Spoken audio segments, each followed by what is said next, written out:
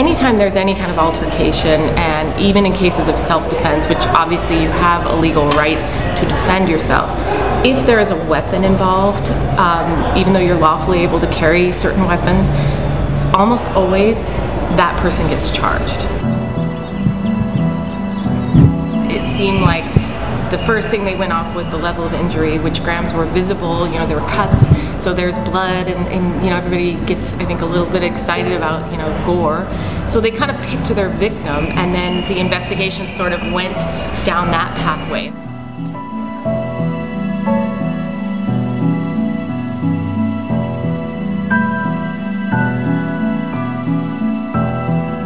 They didn't really do a very good job investigating a possible claim of self-defense. Statements were taken from witnesses who supported Mr. Harper's version and not our client's. And then when Jared was interviewed by police, you know, again, he was cooperative, he was upset. He told them it was self-defense, that he was afraid for his life, and somehow that entire interview was not recorded or captured on audio when all the other witnesses there were audio taped when they spoke with police.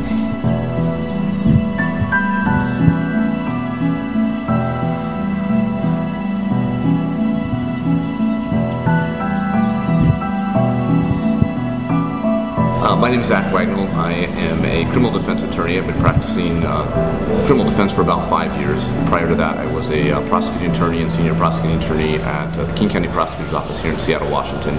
And I, along with my co-counsel, Michelle Scudder, defended Jared Ha in the criminal case that had been brought by King County against him.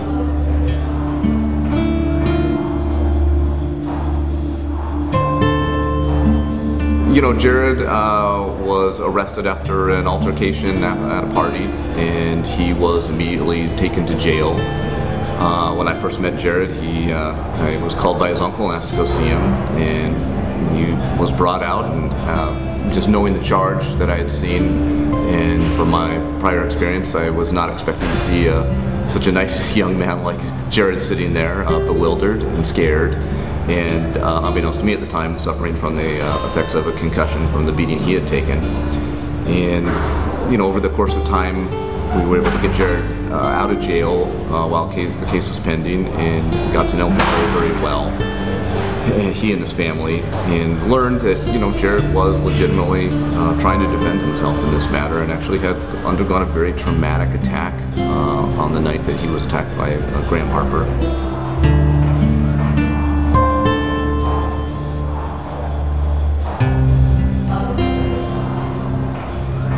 It was very unique. I mean, as I said, you know, Mr. Wagnall knew the family, met Jared, introduced me to them when I came onto the case.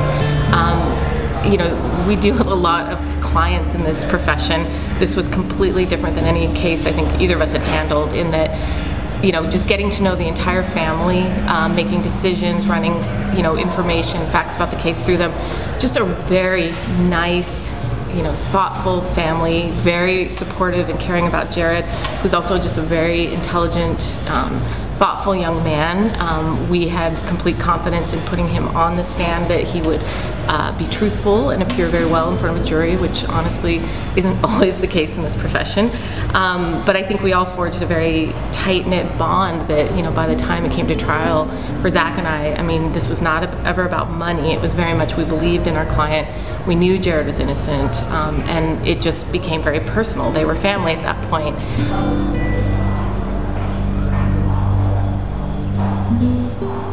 I never see any lawyers with both of them, and they were so sincere with my son's case, and they work hard. They're the hardest lawyer in the world. I would say, even on the trial, 2.5 weeks, a little bit under 2.5 weeks.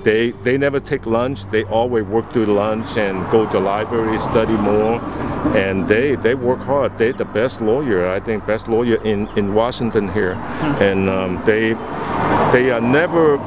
never talk about money. They never ask more money, and they always want to work on the case, and that's all. I mean, the money, we never, the whole year, until we asked him. He never come up to us and say, hey, you owe me this, and it was amazing.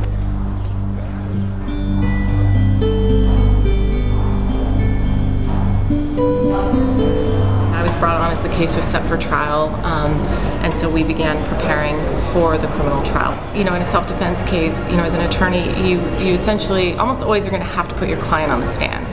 And that means, you know, for any just normal person, you're going to be nervous. There are issues. Some people don't come off very well. Some people, you know, you just have a lot of concerns about. One thing we did not have concerns about was we knew Jared's account of what had happened was truthful, that he came across very honest, very sympathetic. We had independent witnesses who corroborated that, which isn't always the case. You know, we just felt very strong that we were in the right, which again, as a criminal defense attorney, you don't always feel going into the courtroom, but we believed in him, which just separated this case from, again, most cases you ever try as a criminal attorney.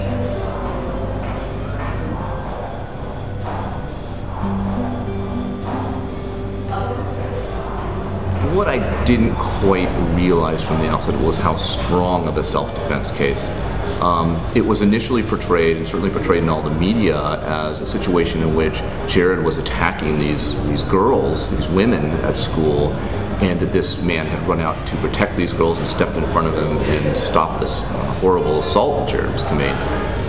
But it was not long after reading the police reports, even just the initial police reports, that we realized that there was a big difference between the story that Graham Harper was telling and what all the other witnesses were saying. And what became very clear very quickly was that Jared Ha had gotten into an altercation with some individuals and gotten out of it and left the scene, and that this man, Graham Harper, who was a 240-pound bodybuilder, chased Jared down and started really, you know, beating him up very badly, including grabbing him and slamming his head into a car.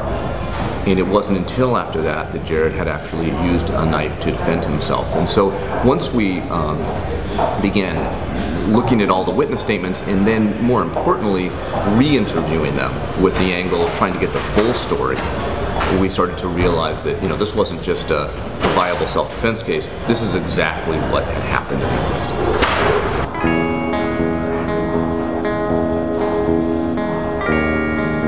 So snippets of his interview were uncovered that actually showed him saying, I was afraid for my life, I was just defending myself. But none of that came out in the preliminary investigation. We just sort of stumbled upon it going through hours of audio tape from the in-car video. So it was frustrating because you felt like they just kind of picked their story and stuck with it, and anything that was inconsistent with that they just didn't look at and dismissed. And so we dealt with that from the Seattle Police Department. Then the prosecutor's office kind of just followed that line of thinking, and it was so frustrating because we did have independent witnesses who said that's not what happened.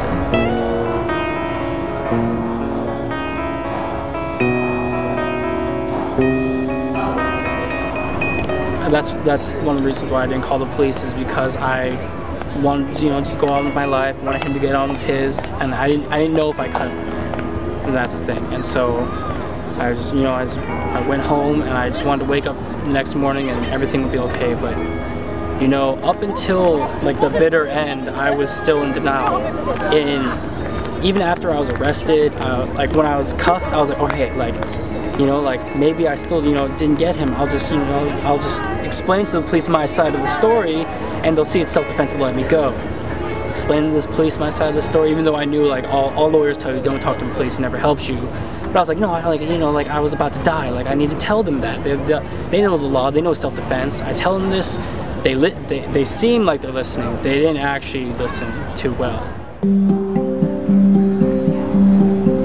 But the police saw it differently, but of course they jumped to a conclusion very, very quickly. It is clear that there had been an altercation that had occurred with the girls and Jared beforehand, and so they made up their minds.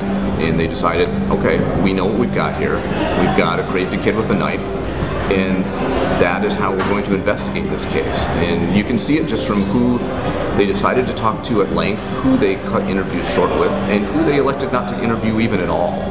So there were a couple of independent witnesses who gave a very different account, certainly from Graham Harper and even from some of the other individuals there.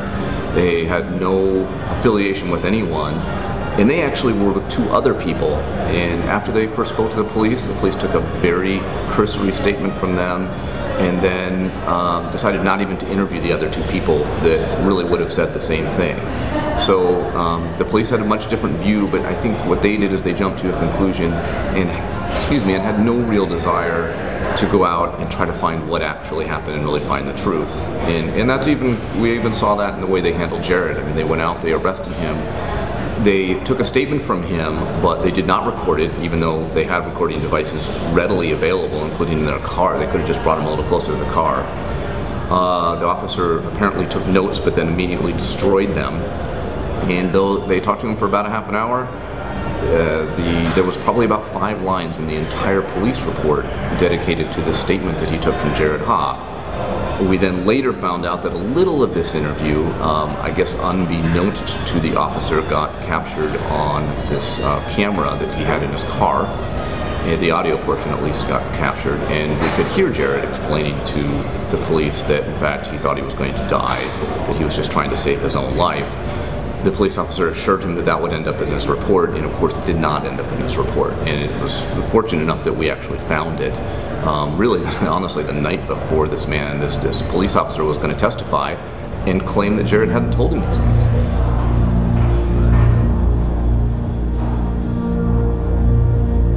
Thank God we found 4 unbiased witnesses that were walking by. We got their testimonies, they testified in trials, they spoke volumes in trial. But after all this evidence is found, and we have very compelling evidence that everyone knew about, that I was not the aggressor that night, that I, was chased down, that I was attacked, that I was beaten within an inch of my life. But still charges were against me, and no plea bargains came up until going to trial, where the prosecutor told me, Jared, I'm going to give you a plea bargain. Assault in the 3rd degree, where you're still a felon, but I'm going to push for no jail time. There's still a possibility of 0 to 90 days, but she told me she was going to push for no jail time. But if you don't accept that, Jared, and you go to trial, we're going to bump up the assault in the 2nd degree to assault in the 1st degree. And instead of looking at 5 to 7 years in jail, or in prison more actually, you'll be looking at 10 to 12 years in prison.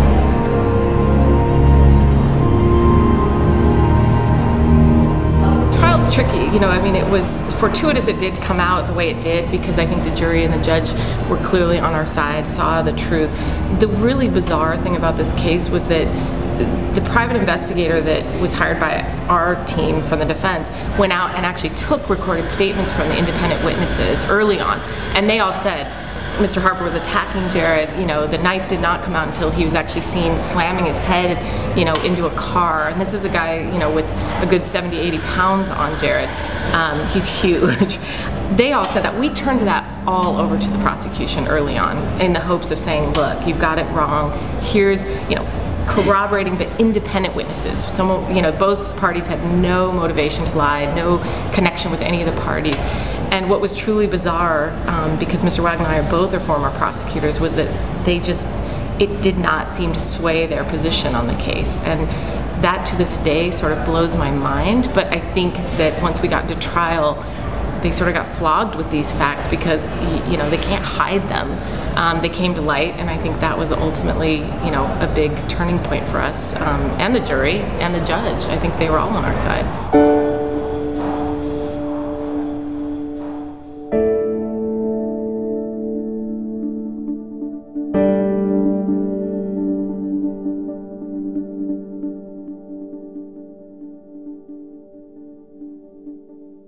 The thing is that this is a menacing looking blade to someone who isn't familiar with knives. If they never heard of a karambit, the first time they see it, they're like, oh my god. And so you have to kind of be aware that a standard prosecution practice is to show the weapon in question to the jury, which would mean the knife or the gun that you use to defend yourself. So be aware, if you're not just knife, if you're carrying around a knife that looks scary, be aware that if you ever are in a situation where you have to defend yourself, be prepared for that prosecutor to be kind of waving it around, to trying to scare the jury into convicting you.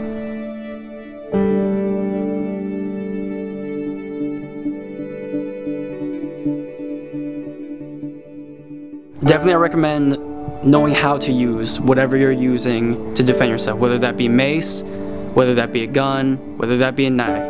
Knowing how to use it will help you during being attacked, like being, during defending yourself. If you don't know how to shoot and aim a gun when you're defending yourself, you won't do it effectively. But knowing when to pull that knife is very important, because that can be the difference between, if you get charged, that could be the difference between you going to prison or being acquitted.